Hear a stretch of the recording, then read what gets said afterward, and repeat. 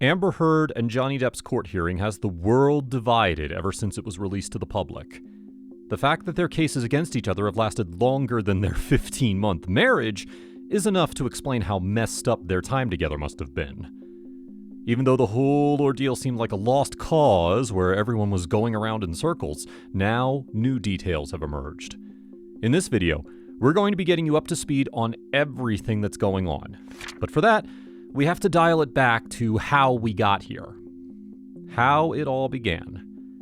Depp and Amber first met each other on the set of The Rum Diary way back in 2009. After dating for more than 6 years, the two finally tied the knot in 2015. However, everything fell apart in just the first year of their marriage. It all started in 2016. Heard accused Depp of domestic abuse and claimed he bruised her face after throwing a smartphone at it. She submitted pictures of her apparently bruised face as evidence. The judge gave her a temporary restraining order where Depp would have to stay 100 yards away from her, but he never actually got charged with anything. Right before this, the two filed for divorce and released a statement saying, "Our relationship was intensely passionate and at times volatile, but always bound by love." Even after getting a divorce, the two still bickered publicly about their relationship. Depp's divorce attorney, Wasser, said all of Heard's claims are false and just her way of getting money out of Depp. The lawyer said her request for a restraining order, along with the financial requests, are all revenge for the negative attention she got after she divorced Depp. The police investigated the domestic violence incident and saw no evidence of the crime whatsoever. Later, Depp's daughter Lily Rose defended her father, saying he's the sweetest person she knows.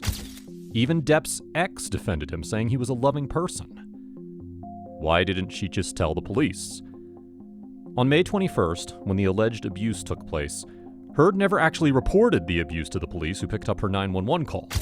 According to Heard's lawyers, it was because she wanted to protect her privacy and Johnny's career. Her attorneys also say Depp's team has been using her silence against her.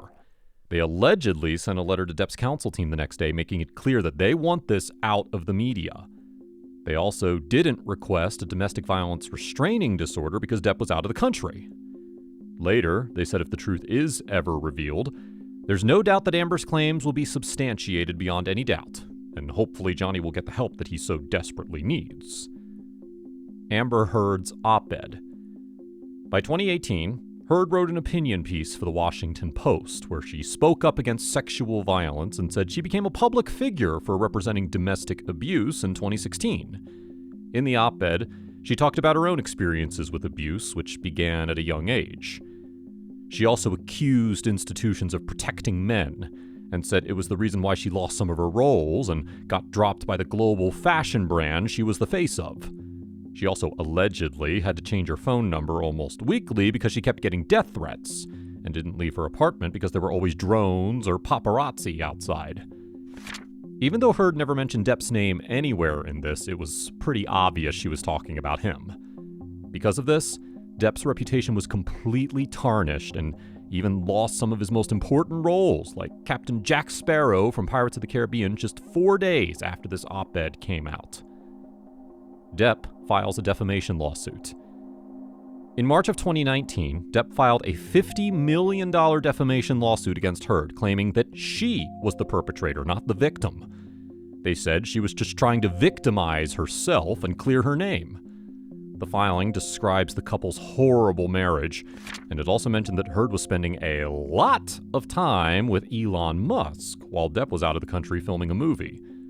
Allegedly, she asked the staff at her apartment building to let Elon access the parking of the building and penthouse elevator late at night. It also mentioned that Heard threw a vodka bottle at Depp when they were in Australia after she found out Depp wanted the couple to get a postnup that would keep their assets out of the equation if they were ever to get divorced. The bottle broke on Depp's hand and severed the tip of his middle finger on his right hand.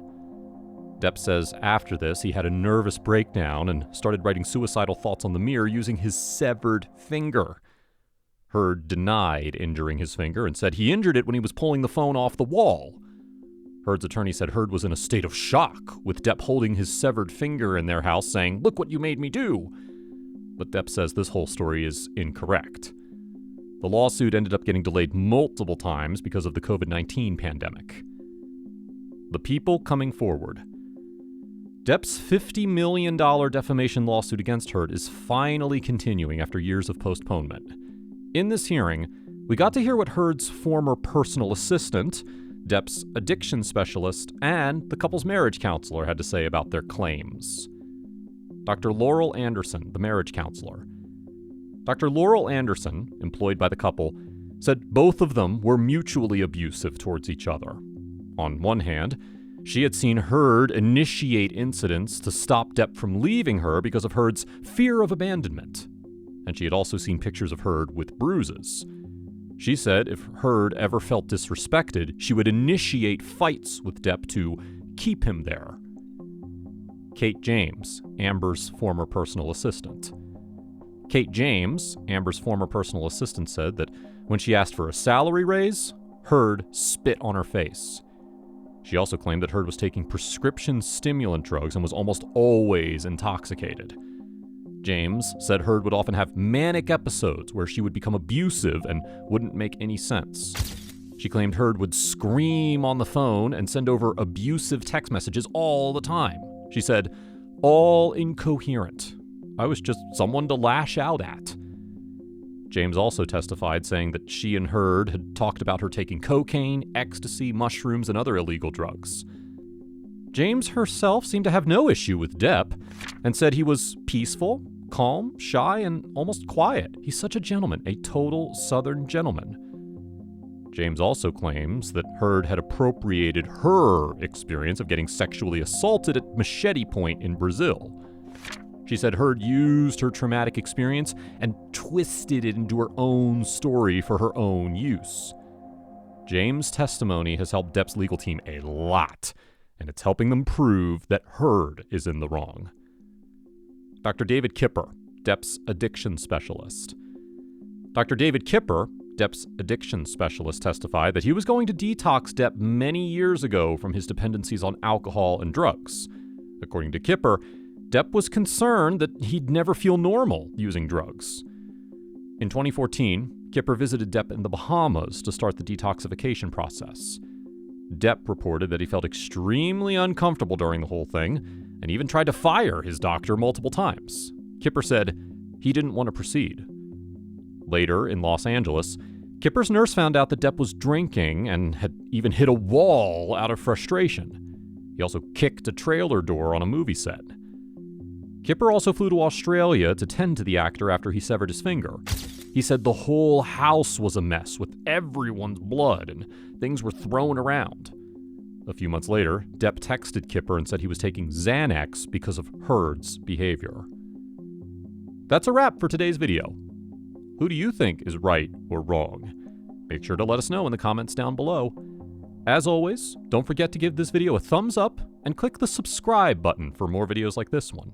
We'll see you next time.